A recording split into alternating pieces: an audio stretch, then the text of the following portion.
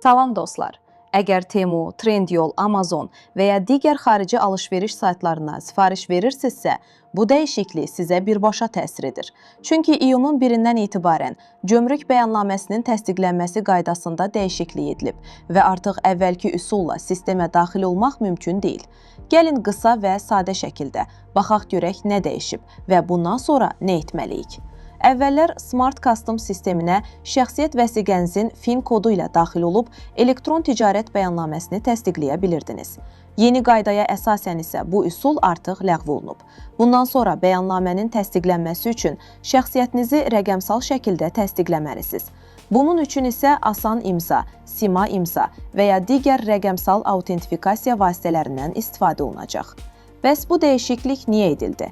Rəsmi açıqlamalara görə əsas məqsəd təhlükəsizliyin artırılmasıdır. Çünki bəzi hallarda vətəndaşların FIN kodu və digər məlumatlarından istifadə edilərək onların adlarına sifarişlər verilə və bəyannamələr təsdiqlənə bilirdi. Müsbət cəhəti əlbəttə ki, ilk növbədə təhlükəsizlikdir. Əhalinin hər kəsin qismən şəxsi məlumatlarının paylaşılmasının qarşısının alınmasıdır. Burada eyni zamanda saxtakarlıq hallarının qarşısının alınmasıdır, eyni zamanda dövlətin rəqəmsallaşma üzrə inkişafıdır. Yeni sistemdə isə bəyannaməni yalnız həmin şəxsin özü təsdiqləyə biləcək.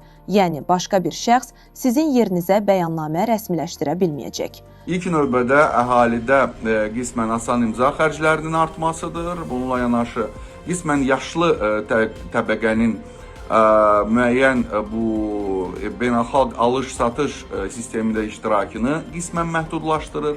Bununla yanaşı vətəndən kənarda yaşayan həmvətənlərimiz üçün artıq müəyyən belə olan təqdirdə maneələr üzə çıxacaq. Bu dəyişiklik xüsusilə kiçik ticarətlə məşğul olan və müxtəlif şəxslərin məlumatlarından istifadə edərək sifariş verən insanlar üçün müəyyən çətinliklər yarada bilər. Ancaq adi vətəndaşlar üçün prosesin mahiyyəti demək olar ki, dəyişmir.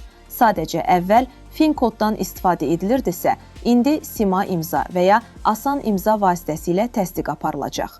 Mütəxəssislərin fikrincə yeni sistemin müsbət tərəfləri də var.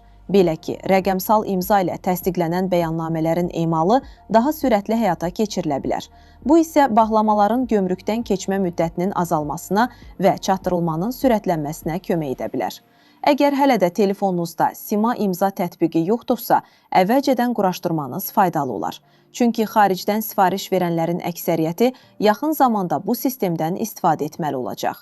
Qısaca desək, əsas dəyişiklik ondan ibarətdir ki, artıq FIN kodla birbaşa təsdiq dövrü başa çatır və yerini rəqəmsal imza əsaslı təhlükəsiz təsdiq mexanizmi tutur. Siz bu dəyişiklik barədə nə düşünürsünüz? Fikirlərinizi şərhlərdə yazmağı unutmayın.